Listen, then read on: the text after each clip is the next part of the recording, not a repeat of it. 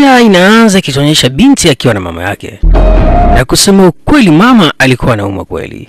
Basi binti alikuwa anamwambia mamaye amruhusu aende kujaribu kukopa pesa kwa baba yake, ampeleke hospitalini, alafu ataangalia namna ya kuzirudisha akishapona.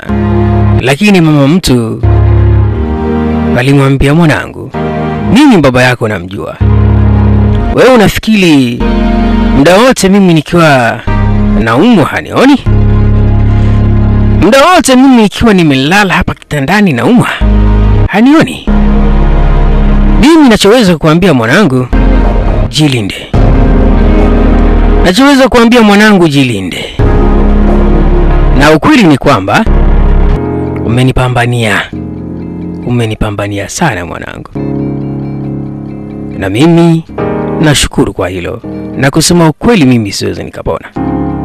Siwezi kupona. Akamwambia, mama, acha kusema hivyo. Wewe utapona na una muda mrefu wa kuishi. Ngoja nikajaribu kukopa pesa, nikupeleka hospitalini uone. Utapona mamangu. Ngoja baki hapa ukiwa umelala, mimi niende kukopa pesa, nikupeleka hospitalini mama yangu. Utapona, acha kusema hivyo. Binti alimkataza mama yake asiseme maneno yale. Ngoja aende kukopa pesa kwa baba yake, ampeleke hospitalini aone kama atapona. Hello. Binti anazidi kumpa moyo mama yake. Lakini mama alimwambia kwamba baba yake anamjua. Muda wote anaumwa hapa kitandani amelala. Unafikiri hamuoni? Anamuona, lakini anajitoa ufahamu. Binti hakukata tamaa. Alizipiga hatua moja kwa moja kuelekea kwa baba yake, kujaribu bahati yake kama ataweza kumponya mama yake. Hello. Binti anapambana kweli kweli. Anaupambania uhai wa mama yake. Basi moja kwa moja binti alizipiga hatua kuelekea kwa baba yake. Na baba naye alikuwa anaelekea katika safari zake. Walikutana barabarani, moja kwa moja wakasalimiana. Habari? Ni nzuri. Mimi nilikuwa nimekuja nyumbani kwako kuona kuna kitu ambacho nilikuwa nahitaji nikwambie. Akasema niambie, hata mimi mwenyewe niko katika safari zangu na sehemu naelekea. Akasema kama mnavyojua ni muda mrefu sana mama akiwa anaumwa, na nilikuwa nimekuja unisaidie kunikopesha pesa nimpeleke mama yangu hospitalini, alafu tutakurudishia akipona mama yangu. Akasema ngoja nikwambie, unajua ni siku nyingi mimi tumeachana na mama yako na tumegawana maploti kabisa. Natoka siku hiyo wewe haujawahi kuja nyumbani. Kikubwa ni kuongea maneno ya watu tu, kuongea umbea wewe na mama yako. Sasa hivi unakuja eti nikupe pesa? Hiyo inawezekana kweli? Sasa sikiliza nikwambie, kama unahitaji pesa, mniuzie lile shamba, mniuzie lile shamba, alafu niwape pesa. Bila hivyo hamtaweza kupata chochote. Aisema maneno ya baba yake yalikuwa yanaumiza moyo. Yalikuwa yanaumiza moyo kweli kweli. Hususan kwa mtu ambaye ana shida, anahitaji kusaidiwa. Baba alikuwa cheki na yoyote. Binti maneno hayo yalimvunja moyo na yalimuuma kweli kweli. Hakuwa na la kufanya. Aligeuza moja kwa moja na kurudi nyumbani alipokuwa amelala mama yake. Hello. Inauma kweli kweli. Moja kwa moja huku nyumbani, mama hali yake ilikuwa ni ngumu kweli kweli. Binti alirudi akiwa amejinamia. Atafanya nini? Msaada ambao alikuwa anamtegemea umegonga mwamba. Alirudi na kukaa pale alipokuwa amelala mama yake. Sema kweli kichwa chake kilikuwa kina mawazo mengi. Atafanya nini? Akamuita mama. Sema kweli baba amekataa kunipa pesa. Sasa tufanye nini? Tuuze shamba kweli? Wakati huo anaendelea kuongea na mama yake. Mama alikuwa kimya kweli kweli.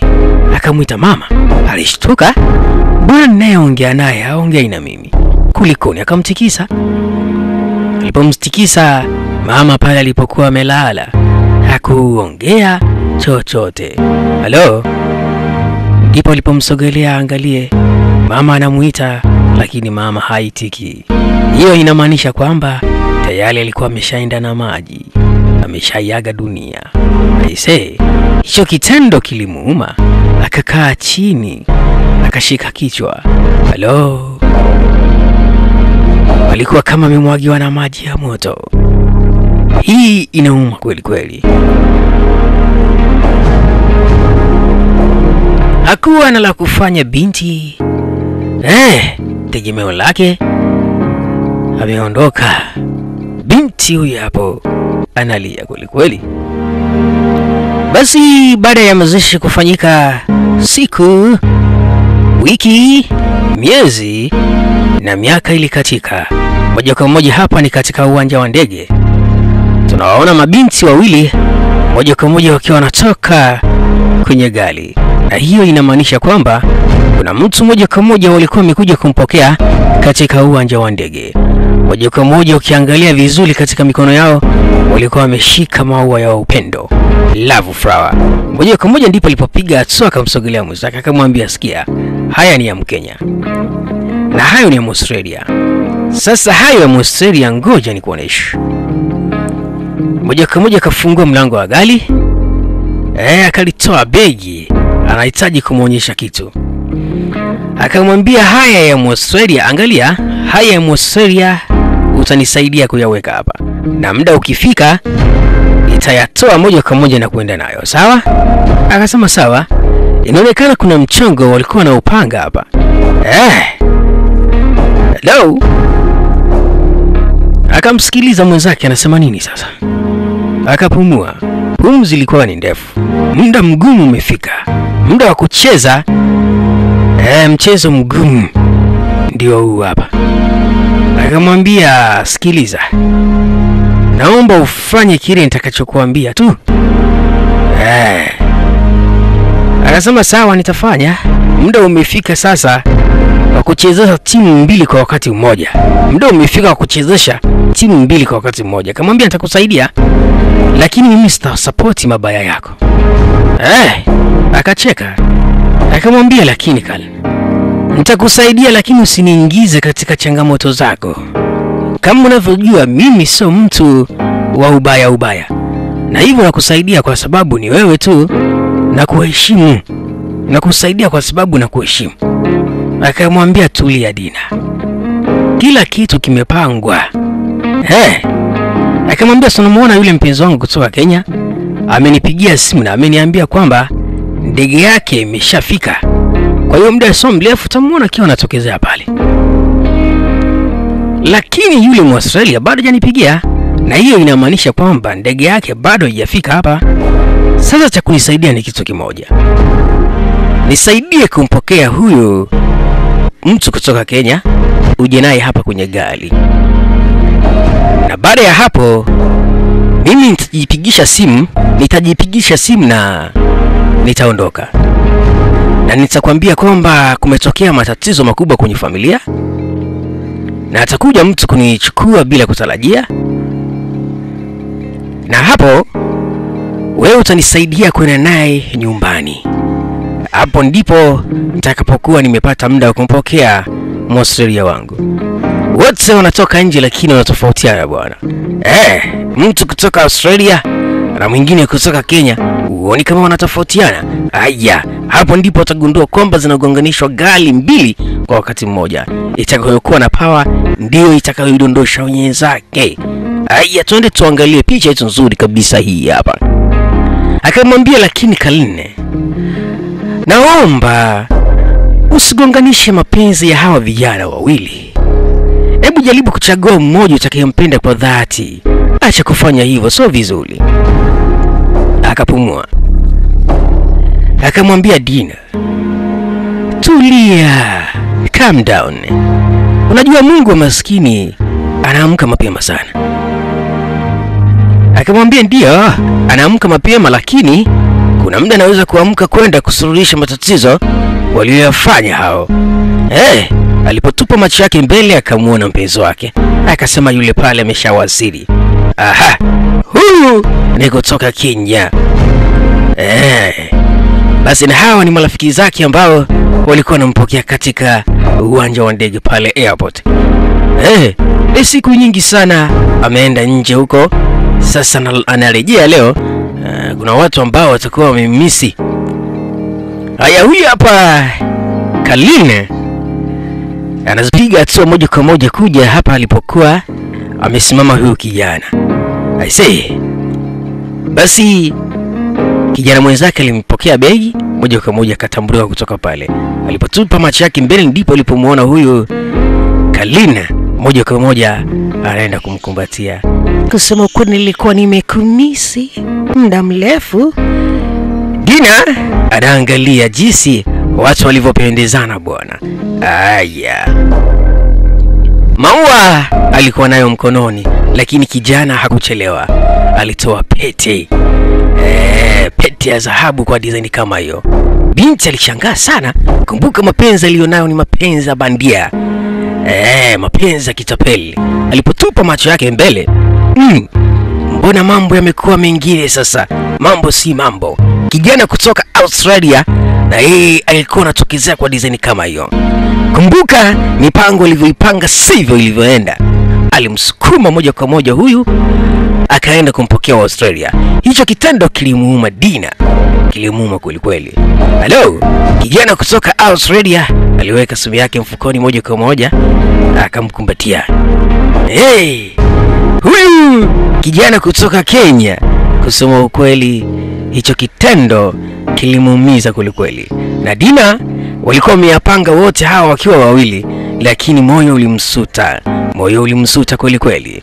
Hakuweza kuvumilia. Ndipo alipoenda pale alipokuwa amekaa huyu kijana, moja kwa moja akamshika bega, akapiga magoti kwa design kama hiyo, akampapasa kwa design kama hiyo hapo begani. Akageuka. Kusema kweli ilikuwa katika huzuni nyingi. Dina alichukua ile pete moja kwa moja akaifunga kama ilivyokuwa kwenye box lake, akairudishia kwa design kama hapo. Bana we, inauma. Na haizoeleweki. Akamuita, David, usiwe na shida kwa haya aliyokukuta. Itunze hii hapa pete. Jinsi inavyopatikana kwa kutengenezwa kwa dhahabu. Unajua mipango ya Mungu ni miema hata kama ni michungu. Itunza hii itakusaidia baada ya haya.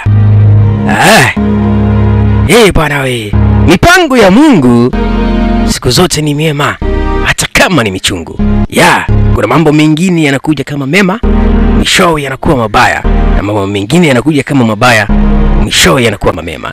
Kwa hiyo tunajifunza kuvumilia kwa kila hali tunayokutana nayo katika maisha, kwa sababu kila hatua kwa mwanadamu ni funzo, japokuwa wengine wanaona kama mateso. Kaline alitabasamu kweli kweli. Alikuwa anataka vyote kwa wakati mmoja. Mtaka vyote kwa pupa, ukosa vyote. Hello, kijana David. Ili swala lilimuuma kweli kweli. Alikuwa anatoka zake Kenya. Anajua atakutana na mpenzi wake mpendwa, lakini yaliyomkuta hayafai hata kusimuliwa. Basi baada ya kutoka pale moja kwa moja tunaenda mpaka nyumbani kwao na David. Mlinzi alikuwa anafungua gate moja kwa moja, wakaingia ndani. Siku zote maisha, mpenzi msomaji, yana changamoto nyingi sana, na hizo unatakiwa kuzikabili. Hapo ndipo unapokamilika kuwa mwanadamu. Huwezi kukamilika kuwa mwanadamu bila kukabili changamoto katika hii dunia. Na wahenga walienda mbali sana wakasema ya kwamba hakuna mwanaume aliyekimbia matatizo, bali matatizo yanamkimbia mwanaume. Ukiona mwanaume anakimbia matatizo, basi ujue huyo sio mwanaume kamili, ni mwanaume kipande. Moja kwa moja naitwa The King Voice, wengi wanapenda kuniita DJ Kazi, na nguruma katika picha yetu nzuri kabisa hii hapa. Basi moja kwa moja walimpokea David pamoja na Dina nyumbani kwao na David. Dina aliambatana naye David, ijapokuwa ile mipango walipanga pamoja na Lynn. Tukirudi huku hotelini moja kwa moja, Karne pamoja na mpenzi wake walikuwa wanaendelea kuenjoy. Anacheka kule akasema, lakini mpenzi, unajua tumeongea sana, lakini kuna kitu ambacho nilikuwa nahitaji nikuulize mpenzi wangu. Akamwambia, wewe niulize tu, wala hakuna shida, niulize. Akasema, naona pale airport kuna mtu ambaye alikuwa amekaa chini pamoja na rafiki yako yule. Ni kitu gani kilichowapata?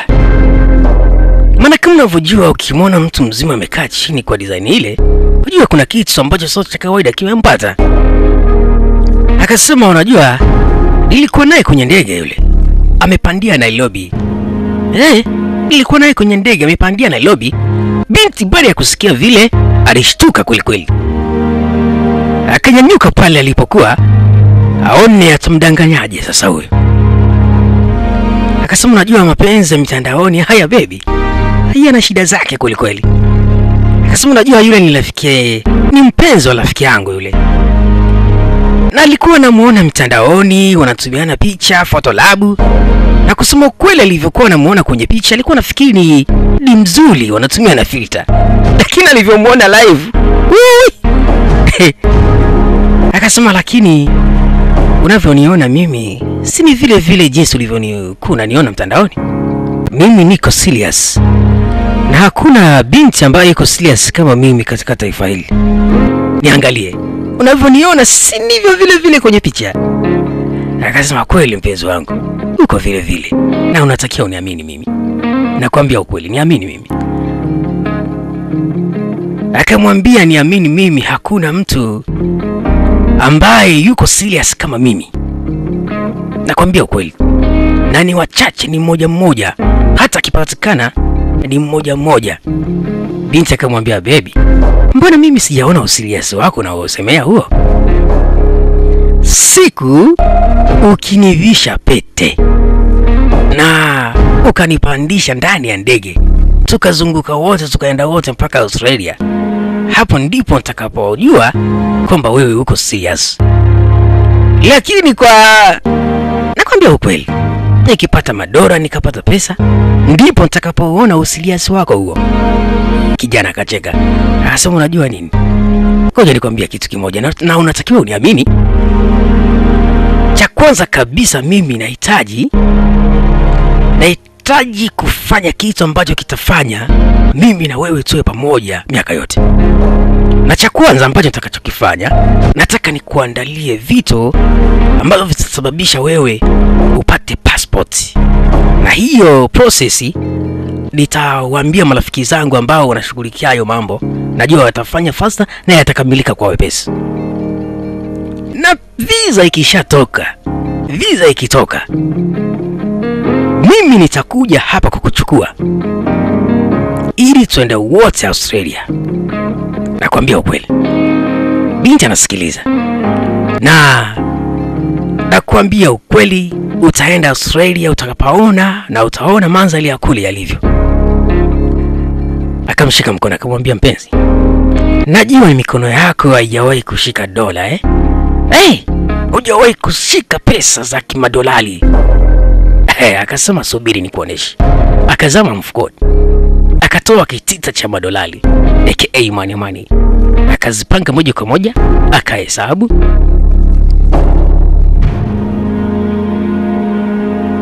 Akamkabidhi kadhaa, akasema, chukua hii mpenzi wangu, hizo ndizo dola. Binti baada ya kuzipokea zile pesa akabaki akibumbuaza, akasema, tusipoteza muda mwingi, karibu chumbani.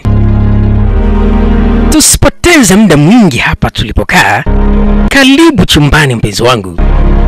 I say, binti alipoziangalia zile pesa, kusema ukweli alibaki akiwa bumbu aka bumbuazi. Hakuamini macho yake. Akasema, wow, haya si ndio mambo ambayo nilikuwa nayahitaji? Ndio haya. Bwawe. Anaziangalia pesa mara mbili, lakini mawazo yalimrudisha moja kwa moja kule airport. Akasema, nilifikiri kwamba naweza kupata vitu viwili kwa wakati mmoja, lakini kitu kimoja nimekikosa. David Kusema ukweli najua kitu nilichokifanyia ni kibaya, lakini sikuwa na budi kwa sababu Mkenya hawezi akalingana na mtu kutoka Australia. Hata hivyo ni mzuri sana huyu kijana. Najua ni mbaya kwako, lakini dunia ndivyo ilivyo. Anayekuzidi viazi vitamu anakunyang'anya mbwa. Watu ambao tulishawahi kuishi kijijini tunajua alichokimaanisha ni nini. Mtu anayefuga mbwa ni lazima alime viazi. Kwa hiyo anasema kwamba anayekuzidi viazi anakunyang'anya mbwa. Haikuwa na budi. Bana we. Mambo ni mengi sana. Tuendelee na picha yetu nzuri kabisa hii hapa. Barabara kabisa. Tukirudi kwa kina David, binti anamwambia kwamba kusema kweli hakuna mtu ambaye amekuona katika ile matatizo alafu aweze kuacha peke yako kwenye barabara. Kusema kweli hata mimi mwenyewe ninawahi kuelekea hospitalini, nina mgonjwa wangu huko. Kitu ambacho naweza nikukwambia David, jitahidi kuwa mvumilivu. Huenda Mungu amejibu maombi yako kwa kupitia maumivu. Maana aliyeleta aibu kwako ndiye atakayeleta na heshima. Maana siku zote Mungu ni mkamilifu. Hakuna kinachotokea bure katika maisha ya mwanadamu. Hata mimi mwenyewe nimeumia baada ya kuona yale yaliyokupata. Na hisi amani sasa baada ya wewe kufika nyumbani. Kila kitu kiko sawa. Jaribu kutulia na usahau yale yote yaliyokupata. Usiendelee kumkumbuka huyo mtu. Jaribu kumsahau. Na mimi ngoja niwahi kuelekea hospitalini nikamwona mgonjwa wangu. Akamuita Dina. Mimi ninakushukuru kweli. Na wahenga wanasema kwamba usione vinalea ujue vimeundwa. Na mimi najua hilo. Mtu akiona mabinti walivyokuwa wengi wanapishana huku na kule, hawezi akajua kwamba utafika wakati utafute wa kumwoa hata mmoja ambaye ana tabia njema, umkosa kati yao. Akose kabisa wa kuoa. Kusema ukweli vitu vyeupe vinaweza vikasababisha umwage maziwa. Ukiangalia mabinti walivyokuwa wengi wazuri, huwezi kujua ndani yao ni kama mashetani. Nakwambia ukweli. Unajua nini Dina? Mimi kinachoniuma sio Kalna. Kinachoniuma mimi ni muda ambao nimemaliza nikiwa naye. Ni muda ambao nimemaliza nikiwa naye akiwa amenifanya kama msikule wake. Binti aliangalia chini akamwambia msamehe. Msamehe kabisa. Akamwambia asante. Ngoja nikusindikize mpaka nje ya geti. Alimwambia ngoja amsindikize mpaka nje ya geti. Maana maneno aliyomwambia yalikuwa ni maneno mazuri, ushauri mzuri kabisa wa kutia moyo. Moja kwa moja alimsindikiza mpaka nje ya geti. Picha yetu inazidi kuchana mawimbi. Inazidi kunoga kweli kweli. Twende sambamba tuweze kuitizama. Tukirudi huku moja kwa moja kwenye hoteli, tunazama mpaka ndani ya hoteli. Tunakuta wapenda nao, penzi likuwa shata kabisa. Huku wengine wanalia, huku wengine wanafurahi. Na hiyo ndiyo dunia na hayo ndiyo maisha. Wengine wanacheka na wengine wanasherehekea. Wengine wanakufa na wengine wanazaliwa. Hiyo ndiyo dunia mpenzi mtazamaji, usishangae. Basi alimvisha kidani cha samani kweli kweli. Kusema kweli kilikuwa ni kidani cha samani. Bana we. Binti alikishika kama angalia kwa poza akamshukuru. Asante. Hii ni nzuri kusema kweli. Nakwambia ni nzuri sana. Basi kijana baada ya kumaliza kumvisha kidani, alikaa kitandani, moja kwa moja kana muangalia jinsi anavyojipodoa. Anashika nywele zake. Kusema ukweli, nywele ndefu kweli kweli. Binti alikuwa anaendelea kujipodoa, anaongezea ulembo kama unavyoona kwa design kama hii hapo. Bana wakamwangalia. Akamwambia my sweetheart, nahitaji kuondoka sasa. Akamwambia, kwa hiyo unataka kuniambia umezalau chakula changu? Umezalau breakfast yangu? Angalia, haujala hata kidogo. Akasema, nimeshiba kipenzi changu. Hapana, nimeshiba. Umeshibaje na wakati umekula kidogo? Bana we. Kwa hiyo kipenzi changu, unataka kuniambia kwamba hautarudi? Kweli uko serious hautarudi leo? Kusema ukweli, unawazaje kuniacha peke yangu hapa muda wote huo nikiwa peke yangu hapa? Kama unavyojua sitaki hata dakika moja ipite bila kuwa na wewe. Akasema hapana kipenzi changu, nitarudi kesho. Nitarudi kesho wala usiwaze. Na kama unavyojua bado hujanioa. Kwa hiyo hizo mambo za kukaa na wewe muda wote sijazikubali ujue. Fanya haraka unioe niweze kuwa official. Hey, nikishakuwa official muda wote utakuwa unaniona hapa. Hey, utakuwa unaniona hapa. Nitakuwa karibu yako muda wote. Hey, milele. Hey, unatabasamu. Kamwambia kipenzi, kusema ukweli fikiria. Usiku na mchana upite bila kuwa na wewe. Yaani siku ipite bila kuwa na wewe. Hivi fikiria inaweza kawaje hiyo? Kumbuka wewe ni story ya maisha yangu. Nimekufanya kuwa story ya maisha yangu. Na kama unavyojua, kusema ukweli ninakupenda kutoka ndani ya moyo wangu. Nikiwa karibu na wewe, nikiwa na wewe najihisi kama niko mbinguni, nimeishika mbingu. Hello. Akamwambia kusema ukweli ninachokupendea wewe, uko romantic sana wewe. Yaani ni kama vile nimeweuka. Jamani. Basi kipenzi changu, mimi nataka kuondoka basi. Ngoja niondoke. Jiangalie sana kipenzi changu. Mimi naondoka. Akamchumu. Bana wewe. Anamwambia anahitaji kuondoka. Bana wewe, kijana anashika pale alipomchumu. Akamuita dia, kipenzi changu. Kusema ukweli nakushukuru kwa ulionifanyia. Na nakupenda sana ujue. Akamchumu. Akaidaka. Pia. Ninakupenda sana. Bye. Bye. Hello. Penzi lilikuwa limenoga na penzi lilikuwa limetara tayari. Kijana baada ya pale aliinuka kutoka pale alipokuwa amekaa. Moja kwa moja akaishika simu yake. Anasogelea pale ilipokuwa breakfast yake. Bwana wewe.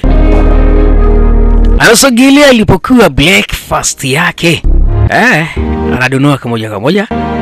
Anakula kwa design kama hii hapo. Bwana wewe. Unajua ukishajipata bana, unakula kidogo kidogo. Anaangalia mkono wake ulivyokuwa na saa ya gharama na vidole vyake vilivyokuwa na pete za gharama kweli kweli. Ukiangalia mandhari ya hoteli hii, ilikuwa ni hoteli nzuri ya kifahari. Moja kwa moja tukirudi huku tunamuona David akiwa ametia timu katika maeneo ya hoteli hii. Akamwambia karibu tukae huko. Akasema hapana, mimi sijaja hapa kwa ajili ya kukaa, ninawahi. Kuna kitu kimoja ambacho nahitaji tuongee mimi na wewe. Akamwambia nimeshangaa umewezaje kupajua hapa katika haya maeneo. Akasema ningeshindwaje kupajua hapa. Na kabla ya yote, maskini alipotunza akiba yake ndipo moyo wake unapodundia.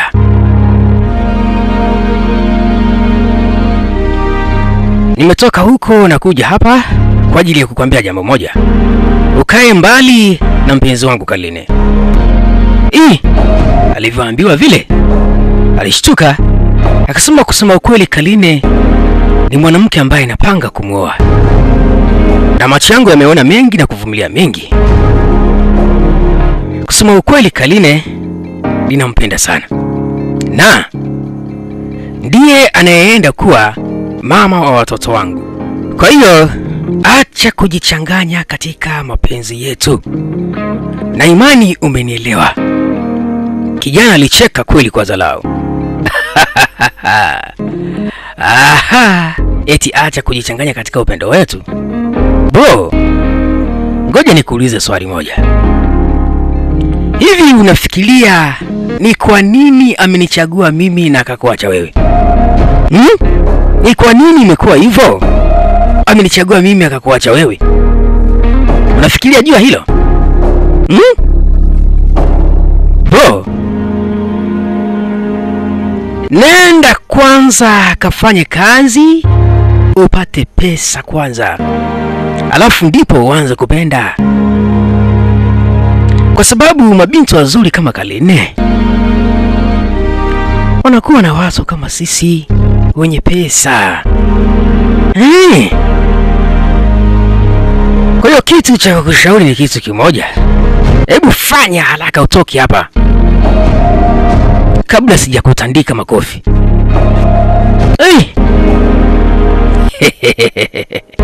Na kitu ambacho natakiwa nikukumbushe ni kitu kimoja, nacho ni hiki hapa. Tulipokuwa kwenye ndege ulinipatia tishu ili niweze kujipangusa, na mimi hiyo tishu ndiyo ninayokupa sasa ili uweze kupangusa machozi yako. Pangusa machozi yako. Kijana alipokea ile tishu, akamtizama. Akaiangalia ile tishu, akamwangalia kwa mara ya pili, akaitupa chini kwa dharau. Alafu kijana akaondoka kutoka katika hoteli ile.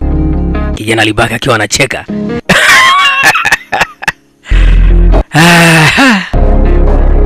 Bwana we. Akafikiria, mimi ndi mwache Kaline? Mtu ninayempenda mimi? Siwezi. Siwezi kumwacha hata kidogo. Tupa ile tishu pembeni kwa design kama ile, alafu anazipiga hatua kuingia katika hoteli hii ya kifahari. Bana we. Sehemu ya kwanza hapo ndipo inapofikia mwisho. Twende sambamba katika sehemu ya pili inayofuata ili tuweze kujua misukosuko na misongo mbingo katika malavidavi ni kitu gani ambacho kiliendelea katika picha yetu hii hapa nzuri. Kumbuka mimi nayoweka maneno ya Kiswazi katika picha hii naitwa The King Voice. Wengi wanapenda kuniita DJ Kazi. Twende sambamba. Na kuomba subscribe, uweke na alama ya kengele katika channel hii ili kila picha nitakayokuwa naiweka uwe ni wa kwanza kuipata. Usiache hata kucomment na kulike video hii kama umeikubali. Twende sambamba katika sehemu inayofuata, sehemu ya pili.